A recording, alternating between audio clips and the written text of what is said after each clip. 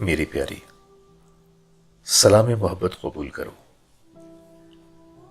آج میں تھوڑا پریشان تھا، اسی لیے تمہیں یہ سطریں لکھ رہا ہوں۔ جانتے ہو، آج میں نے خواب دیکھا، عجیب و غریب خواب۔ اس نے مجھے بالکل ڈرا دیا۔ اللہ جانے اس کی تعبیر کیا ہوگی، لیکن اس خواب نے کچھ دیر کے لیے مجھے بے چین رکھا۔ میری نیند بالکل غائب ہو گئی۔ میں پسینے سے بالکل شرابور ہو گیا تھا۔ کیا دیکھتا ہوں کہ میری نوکری چلی گئی ہے، اور پھر رجسٹرار نے مجھے دوسری نوکری تلاش کرنے کا عندیہ دیا ہے۔ یہ تو بہت چھوٹی اور معمولی سی بات ہے، لیکن میں اتنا کیوں پریشان ہو گیا مجھے خود بھی نہیں معلوم۔ جانتی ہو، یہ سنتے ہی مجھے ایسا لگا جیسے ایک جھٹکے میں بالکل فٹ پاتھ پر آ گیا ہوں، بالکل لٹا پیٹا، ہارے ہوئے جواری کی طرح بے یار و مددگار۔ بے سر و سامانی کے عالم میں کوئی بھی ساتھ نہیں دیتا۔ دوست احباب جو ہماری آسودہ حالی اور فارغ البالی میں ہمیشہ ساتھ دیتے ہیں، آج میرا مذاق بنا رہے تھے۔ شاید اسی وجہ سے خوف اندر تک اتر گیا تھا۔ نیند ٹوٹی تو سب کچھ معمول پر تھا، مگر طبیعت کی بے چینی اتنی جلد کہاں فروغ ہوتی ہے۔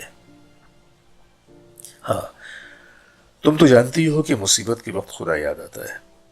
میں اٹھا، 2 رکعت نماز پڑھی اور خدا سے دعا کی کہ اے بار الہ، ایسی کسی مصیبت میں نہ ڈالیو، اور اگر ڈالا بھی تو مجھ سے امتحان مت لیجو، اور جلد از جلد اس سے بہتر کا انتظام کیجیو۔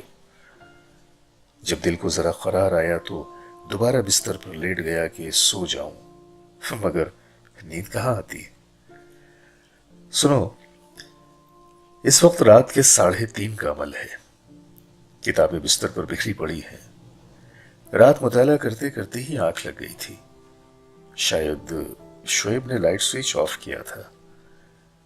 میں کب نیند کی آغوش میں گیا نہیں معلوم۔ اب بے قلی میں دیکھتا ہوں تو سامنے نہج البلاغہ پڑی ہے، وہی اٹھا لی، مگر مطالعے میں جی نہیں لگا۔ خاصی دیر تلک یوں ہی خالی خولی چھت اور دیواروں کو تکتا رہا۔ گھڑی کی سوئی 4 سے اوپر کا وقت بتانے لگی۔ کچھ سمجھ میں نہیں آیا تو قلم کاپی اٹھائی اور ڈائری لکھنے بیٹھ گیا۔ جانتی ہو، آج مجھے اس شامی نوجوان کی کہانی بہت شدت سے یاد آئی۔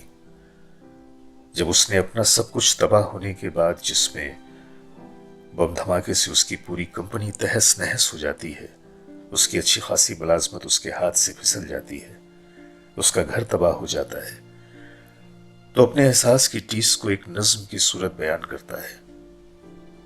عرصہ ہوا اس نظم کو پڑھے ہوئے، کہیں انٹرنیٹ پر پڑھی تھی۔ نیو یارک ٹائمز کے ادبی صفحے نے اس کی نظم کا انگریزی میں ترجمہ بھی کیا تھا۔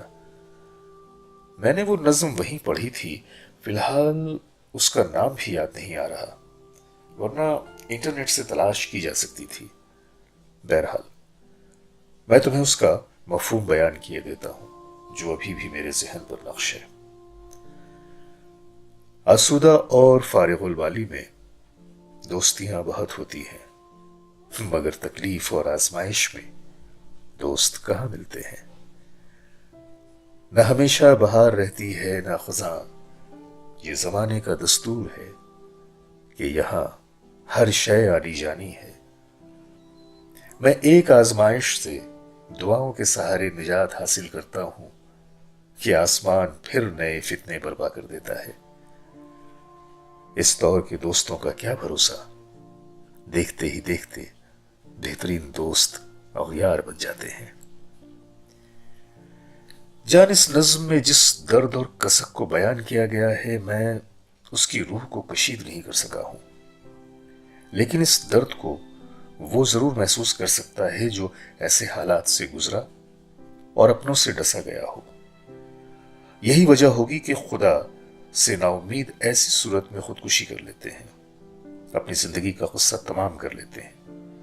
ہم ایسی خبریں روزانہ سنتے ہیں، اخباروں میں پڑھتے ہیں، ٹیلی ویژن پر دیکھتے ہیں، اور یقیناً ایسے لوگ بزدل اور بے وقوف ہوتے ہیں۔ اس لیے کہا گیا ہے کہ خدا پر بھروسہ، اس پر یقین بھی ایک بہت بڑی نعمت ہے۔ جس کو خالق کی ذات پر یقین نہیں ہوتا وہی انتہائی منفی قدم اٹھاتے ہیں۔ امام ابن تیمیہ نے تو برائی کرنے والوں کو بھی شرک سے تعبیر کیا ہے کہ جب اللہ کا خوف باقی نہیں رہتا تبھی انسان کوئی منفی رویہ اپناتا ہے۔ میں سوچ رہا ہوں بے روزگاری کے ایک ڈراؤنے خواب نے مجھے لرزا دیا ہے، تو ان کا کیا جو برسوں سے جنگ جھیل رہے ہیں، آسمان سے بم برستے ہیں تو دھرتی دھواں دھواں ہے، کیا وہ ایسے میں روزگار کا سوچتے ہوں گے یا امن کی ایک سانس کے متمنی ہوں گے؟ مجھے بتاؤ تم کیا سوچتی ہو؟ کیا تم سوچتی ہو کہ ایسی دھرتی پہ بھی محبت کے پھول اگتے ہوں گے؟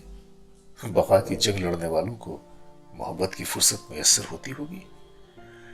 ان کے پاس ایک پل بھی ہوتا ہوگا کہ کوئی ڈراؤنا خواب دیکھ کے اٹھے تو کسی کو یاد کر کے اس کے نام کچھ لکھنے بیٹھے؟ کیا کہا؟ ان کی وحشت کے سامنے میری بے گلی کی کیا مانی؟